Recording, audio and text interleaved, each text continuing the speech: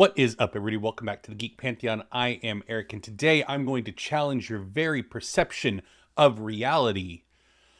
Or rather, just talk about how do you handle bad dice rolls. I've been thinking a lot about how we as both dungeon masters, game masters, and players handle low dice rolls on checks where our characters not only are competent, but are in fact experts, if not masters, in that field. I'm hitting a point with my character on Kyber Shards Ari where I think on performance and deception and persuasion checks, I have a +9, which means even if I roll a 1, I'm getting a 10, which is a level of competency that is the average for most people. But a lot of tables roll with the natural 1 equals failure rule, and other times you'll be in the early stages of a campaign where maybe you have a +4, 5, and so if you roll a natural 2, you're still really, really good. You're better than most people out there, but you've still rolled a 2.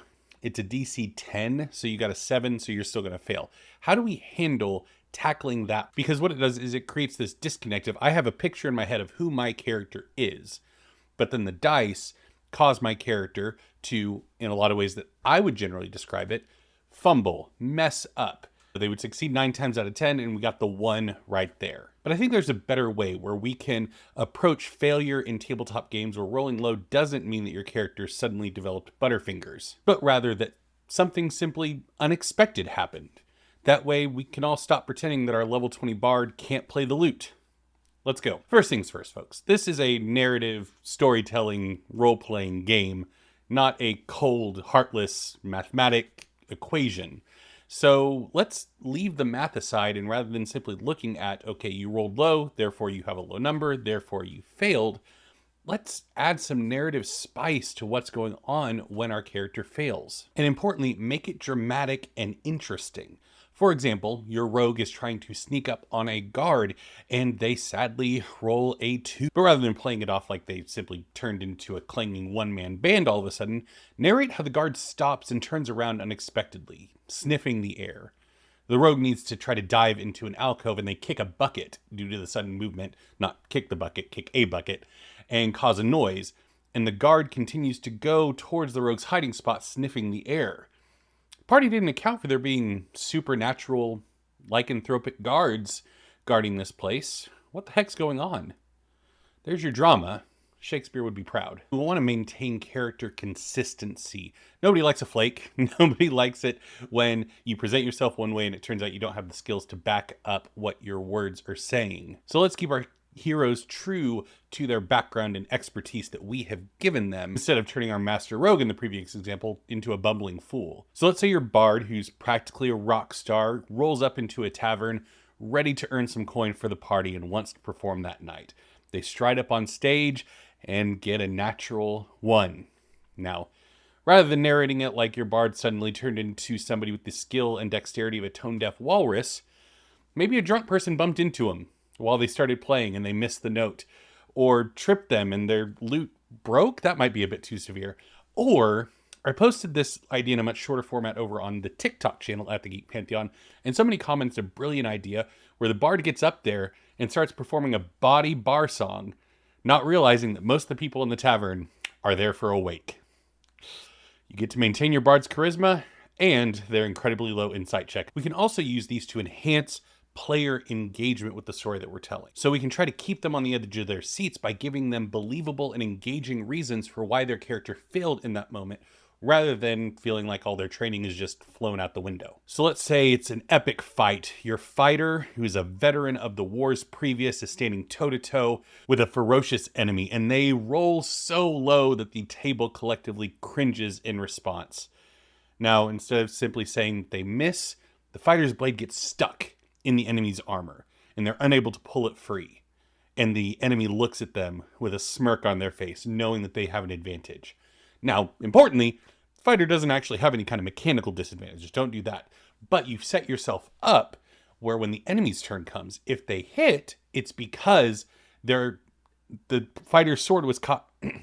It's because the fighter's sword was caught in their armor and they were able to easily strike at them. Whereas if they miss, maybe the fighter shifted their weight knowing that they had leverage on the enemy, and so they were unable to land a strike because of the mutual misses. you're telling a story rather than just swinging sticks at each other. This can also be an opportunity for you to encourage creative problem solving. I have players, if you're not going to make them think at the table in the moment, present failures as environmental or situational circumstances that nudge them in the direction of thinking creatively.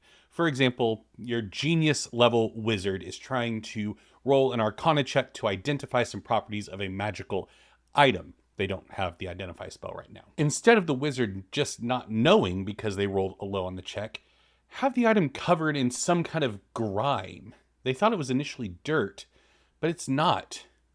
This thing's not dirty, it's magically dirty. And there's something on it that prevents the wizard from being able to understand the magical frequencies flowing off of it. How can they get it removed? How can they clean it? What kind of reagents are going to be needed? And where the heck do they grow? Now, you created a plot hook, adding depth and realism to your game. Make the game world feel alive by explaining failures as a result of the world's dynamics. You create an immersive and realistic gaming experience for everyone at the table. So your shifter ranger, who's practically a bloodhound, fails a survival check to track an enemy. Rather than just saying that they lose the track or they suddenly can't get the scent anymore, the party notices that this section of the forest they've just gone into has a thick underbrush that obscures physical tracks, and it's very fragrant. It blocks any kind of smell, and that tracking ability is blocked off as well. So now what do? We have to figure out a different way to track this person and force them to adapt and overcome. And because I love all of you, I have one bonus point. Just ask your players, make them do it.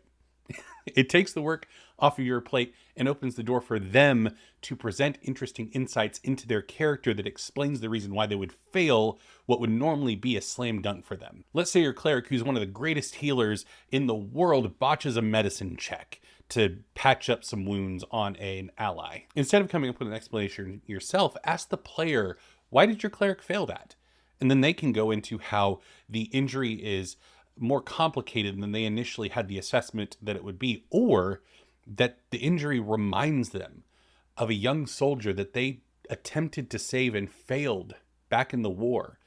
And it's causing their cleric to have this well of emotion rise up in them and causing them to have a bit of a panic attack. Not only does this approach add depth to the characters in your campaign, it gives your players the agency to become more invested and shape their own character stories.